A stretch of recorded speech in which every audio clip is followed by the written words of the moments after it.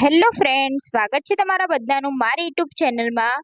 આજે આપણે સાતમ માટે એક સ્પેશિયલ રેસીપી જોઈશું। આને ખાટા વડા કે પછી ધાર વડા પણ કહેવામાં આવે છે। આ એકદમ જૂની વિરાસતી રેસીપી છે।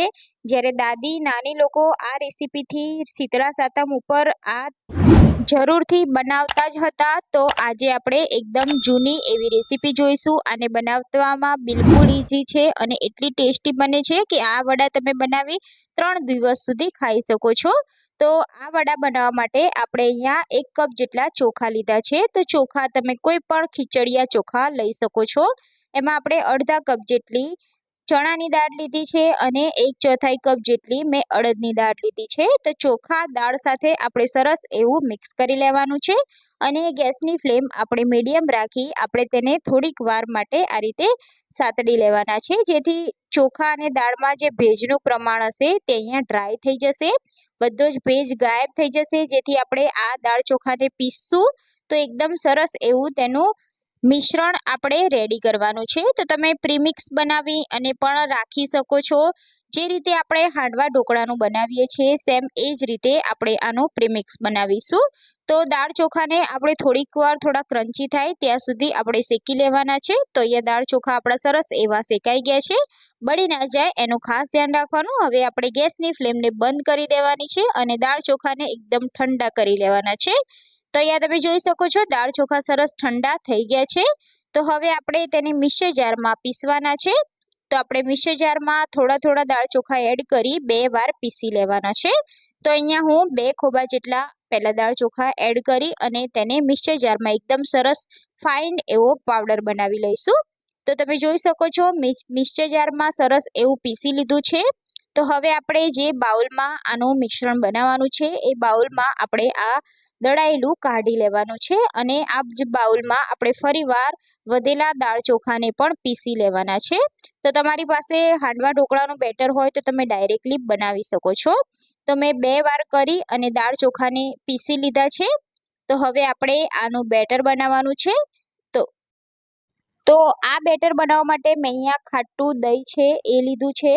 તો તમે ખાટા દહીંની જગ્યાએ ખાટી છાશ પણ એડ કરી શકો છો। તો ટોટલ અડધા કપ જેટલું મેં દહીં લીધું છે। તો આ રીતે મિશ્રણને સરસ એવું દહીં સાથે મિક્સ કરી દઈશું અને જો જરૂર લાગે તો થોડું વધારે પણ દહીં અહીંયા એડ કરી શકો છો, પણ આપણે તેને વધારે પતલું નથી કરવાનું, ફક્ત આ મિશ્રણ ભેગું થાય એટલું જ આપણે દહીં એડ કરીશું।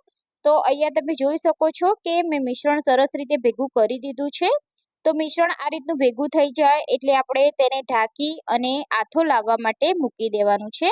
તો લગભગ આપણે 7 થી 8 કલાક માટે આને સાઈડમાં રાખવાનું છે। તો અહીંયા આપણે મિશ્રણને આ રીતે ભેગું કરી લીધું છે। હવે ઢાંકણ ઢાંકી આપણે તેને તડકામાં કે કોઈ પણ ગરમ જગ્યાએ 7 થી 8 કલાક માટે તેને આથો લાવવા માટે મૂકી દઈશું। તો મેં અહીંયા 8 કલાક જેવું અહીંયા બેટરને સાઈડમાં રાખી દીધું હતું। તમે જોઈ શકો છો કે બેટર ડ્રાય થઈ ગયું છે।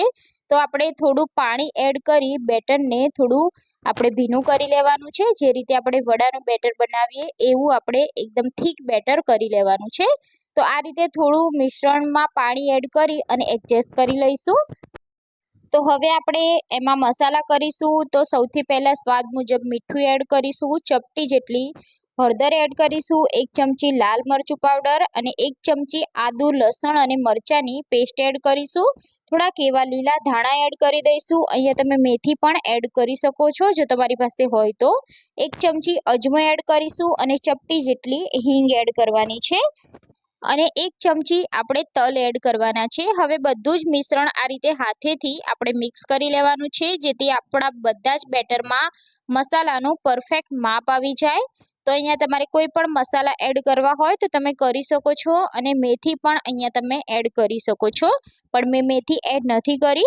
તો બેટર અહીંયા આપણું એકદમ પરફેક્ટ છે, તમે જોઈ શકો છો। આપણે વડા બનાવવા માટે આ રીતનું એકદમ સોફ્ટ બેટર રાખવાનું છે, વધારે જાડું પણ નહીં અને એકદમ ઢીલું પણ નહીં, એ રીતનું અહીંયા આપણું બેટર રેડી છે।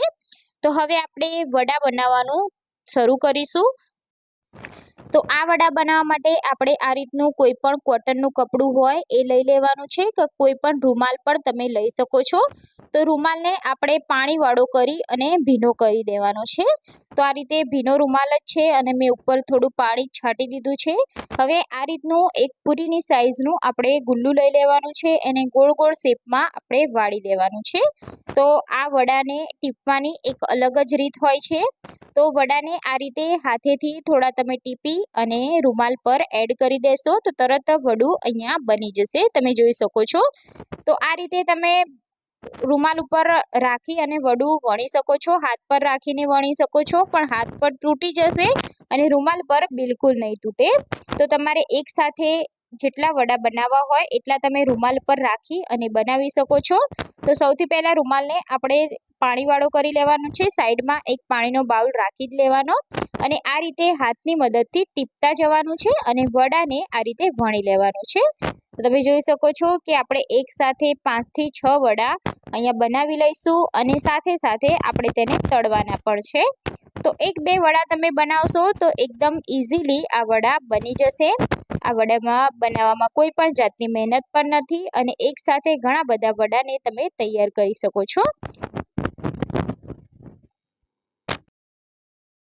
તો વડા બની જાય પછી આપણે આ રીતે કપડાને આ રીતે હાથ ઉપર ઉલટું કરી દેવાનું છે. તો વડું આપણું હાથ ઉપર આવી જશે. હવે ડાયરેક્ટલી તેને તેલમાં તળવા માટે રાખી દઈશું. તો તેલ એકદમ સરસ એવું ગરમ કરી લેવાનું છે અને એમાં વડાને આપણે રાખતા જવાનું છે. તો એક સાથે આપણે 3 જ વડા એડ કરીશું, જેમ કે આ વડા ફૂલશે, સાઈઝમાં ડબલ થઈ જશે એટલે તળાતા એકદમ ઇઝી પડે, એટલે મેં અહીંયા 3 વડા કરી અને તેને ફ્રાય કરીશું. તો તમે શરૂઆતમાં આપણે વડાને પલટાવવાની ઉતાવળ નથી કરવાની, હલકા વડા ફૂલી જશે એટલે ઓટોમેટિક ઉપર તેલમાં આવી જશે. તો આ રીતે તેલમાં ઉપર આવી ગયા છે વડા અને તમે જોઈ શકો છો આપણા વડા એકદમ સરસ એવા ફૂલી ગયા છે. તો પરફેક્ટ આથો આવેલો હશે તો તમારા વડા એકદમ સરસ એવા ફૂલશે અને એટલા ક્રિસ્પી બહારથી બનશે અને અંદરથી એટલા જ પોચા બનશે.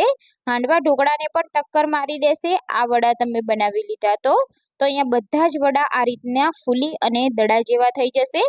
તો વડાને આપણે હલકો કલર ચેન્જ થાય ત્યાં સુધી તેને તળી લેવાના છે. તો અહીંયા આપણા વડા તળાઈ ગયા છે. એવી જ રીતે આપણે બીજા પણ વડાને તેલમાં એ જ રીતે તળી લઈશું. સેમ એ જ રીતે તળીશું તો બધા જ વડા ફૂલશે અને જેમ તમે વડાને વણતા જાઓ એમ જોડે જોડે તળતા જવાનું. તો એકદમ ઇઝી પણ પડશે અને વડા તમારા ફાટશે પણ નહીં અને એકસાથે ઘણા બધા વડા તૈયાર થઈ જશે. તો અહીંયા આપણા વડા બનીને તૈયાર છે. તો આપણે વડાને સર્વ કરીશું. તો આ વડાને તમે કોઈ પણ ચટણી સાથે, ચા સાથે કે પછી દહીં સાથે ખાવાની ખૂબ જ મજા આવે છે. જ્યારે શીતળા સાતમમાં ઠંડુ ખાવાનું હોય ત્યારે તો સ્પેશિયલી આ વડા બનાવવામાં આવે છે, કેમ કે આ વડાને તમે 3 થી 4 દિવસ સુધી ખાઈ શકો છો. એ પણ એટલા ટેસ્ટી રહે છે અને એક પણ વડું બગડતું નથી. તો તમે પણ આ